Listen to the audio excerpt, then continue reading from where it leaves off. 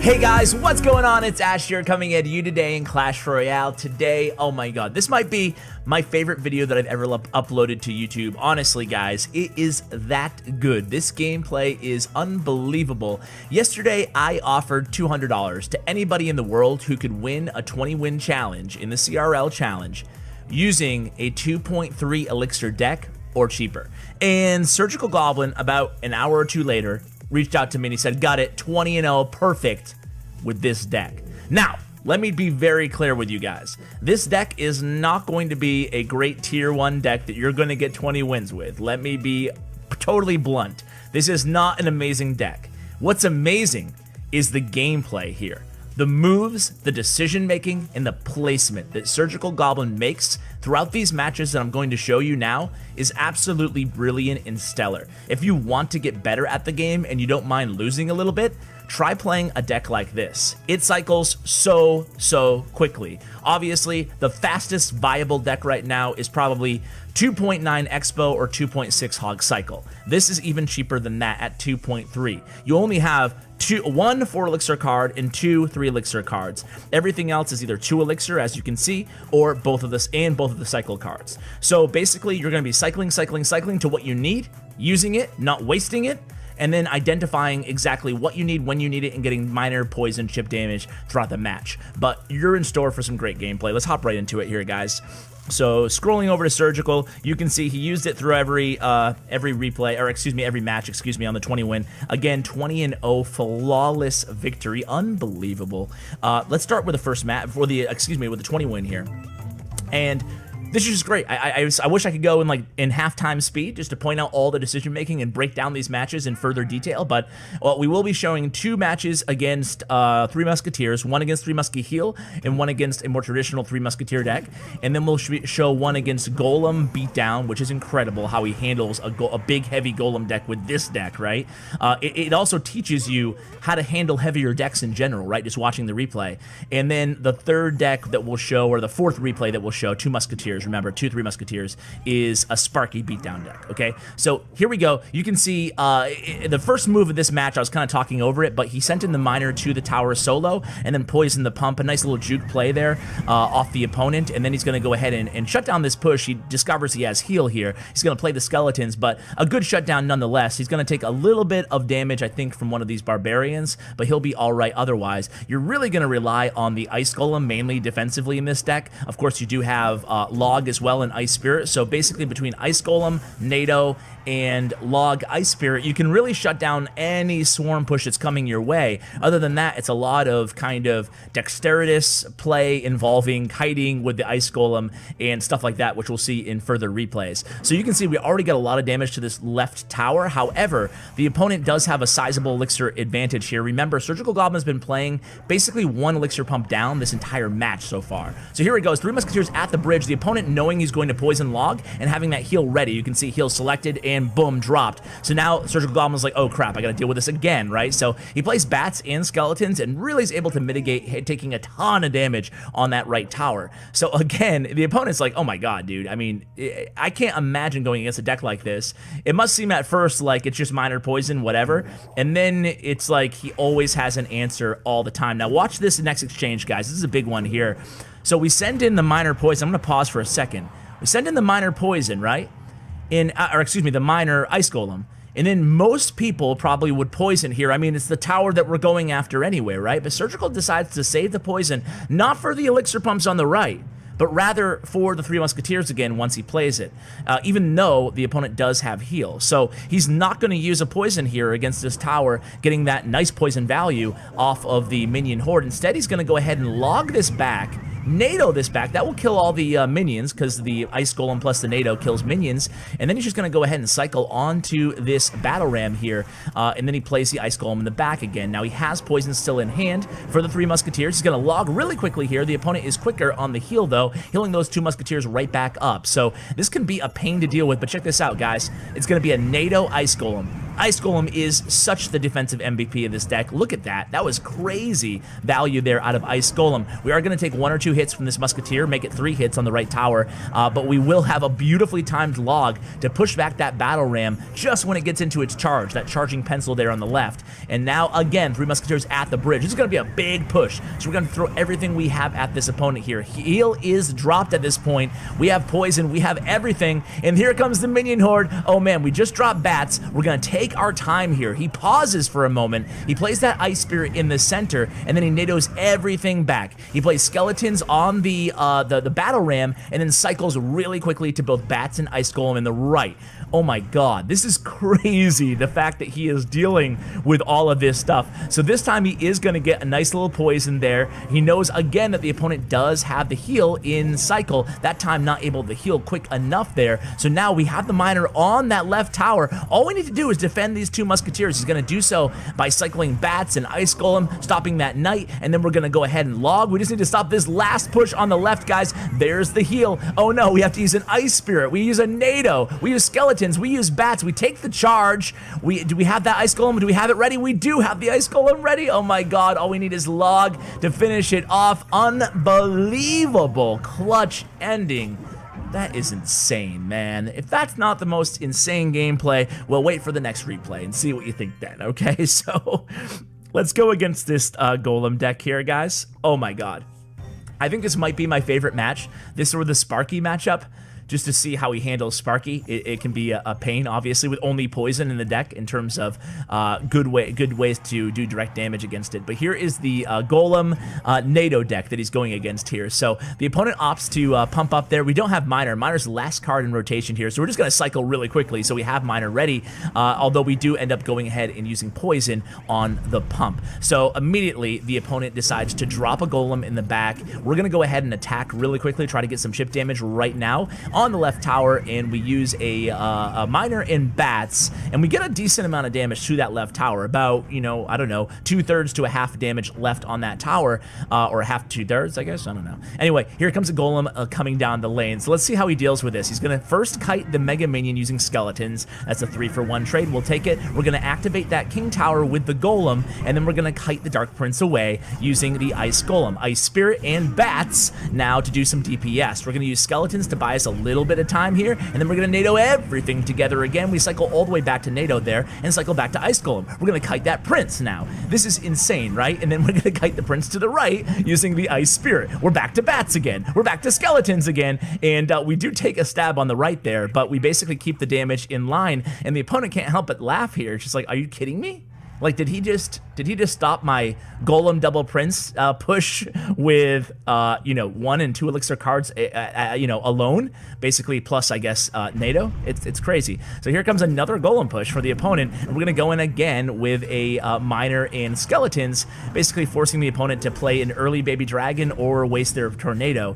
He opts for Baby Dragon. That Baby Dragon is gonna go ahead and kind of rush along in front of the Golem, which is good for surgical, so now all he has to do is distract it. Now remember, he does have the King Tower activated here, so he's going to use his bats right in the perfect spot there to kind of avoid that Baby Dragon's fiery breath, and here comes a Mega Minion in the left lane. We're going to NATO everything together again. We're going to freeze everything. While everything's frozen, you can see that Dark Prince faces the other direction. He goes down with the skeletons. Using skeletons against Dark Prince, yeah, that's a pro play, and not having them die immediately, right? So we cycle all the way back to skeletons again. We're going to use that on the Prince, and then bada bing, bada bang, bada boom, we're looking good again. Here we go. We need some offense here, right? I mean, this guy is relentless with his offensive pushes, his opponent, I should say. So we send in that miner. We're getting another miner on the tower. You can see he's switching up his miner placement every single time, guys, and we're taking that tower down to 617 damage. Now we have to defend one more time with 24 seconds left. This is going to be a big double Prince, Baby Dragon, Mega Minion push coming in. We have the bats. We have the NATO. We have the Ice Spirit. That's like probably the only mistake I've seen out of all these matches, that one Ice Spirit runs into that Prince's charge.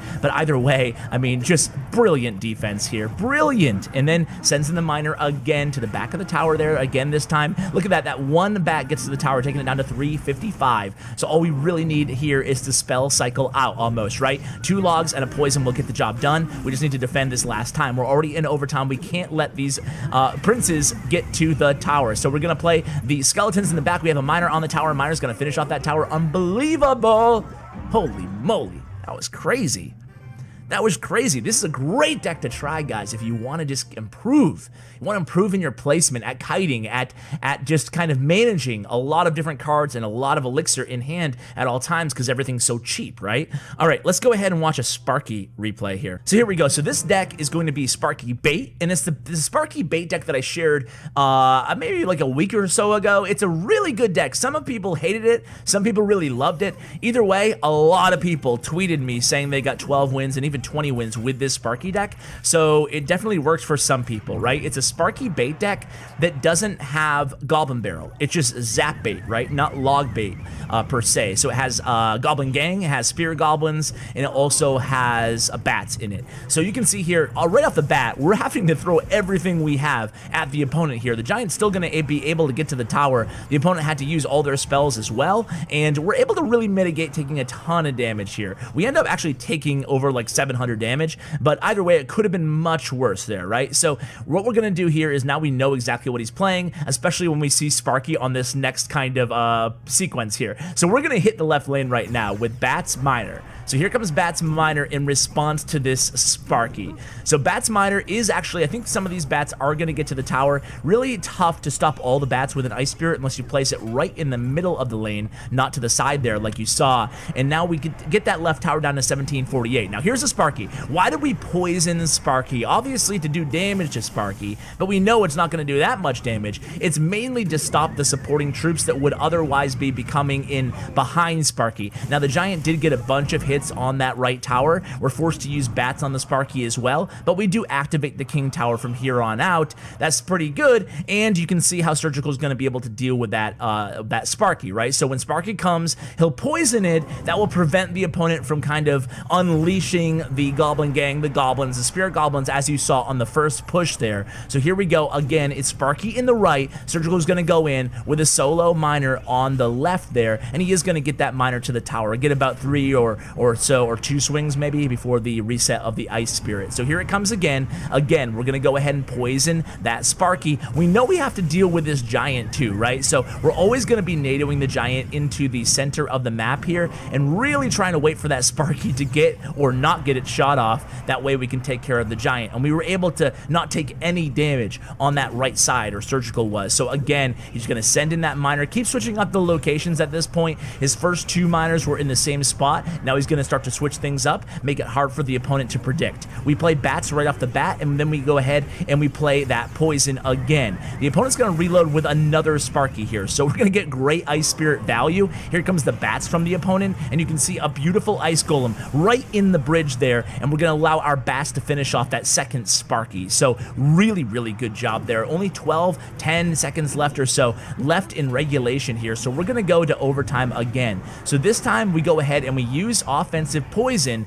The opponent uses a Giant in the opposite lane, the lane that we don't really care about. So we're going to go ahead and cycle to another Miner and send in another Miner in. So this is like really Miner cycle time for real here, and the opponent drops a Sparky at the bridge. Probably a mistake here from the opponent because we're able to play bats and Ice Golem directly on that Sparky and then push it back with Log. So again, even if that Sparky was to get 1 hit off on us, it wouldn't have been the end of the world. We're going to have to use a NATO on this Giant before he gets even 1 swing against our right tower. A beautiful Log takes out all the Goblins in tow, and now the left tower is down to 521 for us, and we're able to defend against really all of his annoying pushes so far. So this time he's going to counter with a Sparky on the tower, and it's going to be really tempting to use a poison here for Surgical. He does, because he can take this tower down now with just a Log if he defends the right lane first. Or he might not even have to defend. He might be able to send in that Log there, and here it comes. The Log in, and then the other poison's already in hand.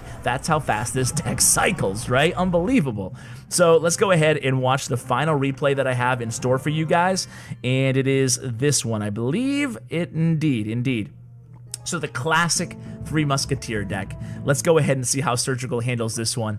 I hope this gameplay lives up to you know, kind of the bill of sales at the beginning of the video, because I just think it is so incredible how he's able to do this. I don't think it's incredible how he's able to use such a cheap deck, such inexpensive cards in the absolutely best placement for every card, and you learn a lot from watching it, right? Because you just see the decisions that he makes, the moves that he makes. Again, you can see his favorite move there is sending in that miner to the tower and then poisoning anyway, and then getting chip damage on the tower, then taking out the pump, just as we saw in the first match as well. That's something that you guys should do as well when you go against this deck, or when you have miner and poison or fireball in your deck. So here we go again, as Three Musketeers split by the opponent. Surgical's going to go ahead. No, no, no, no, no. We'll take that in one lane, please. Thank you. So all Three Musketeers in one lane is going to be much easier to deal with for Surgical. He doesn't always even necessarily need a poison to deal with it. He can usually just cycle to a few logs if he really wants to.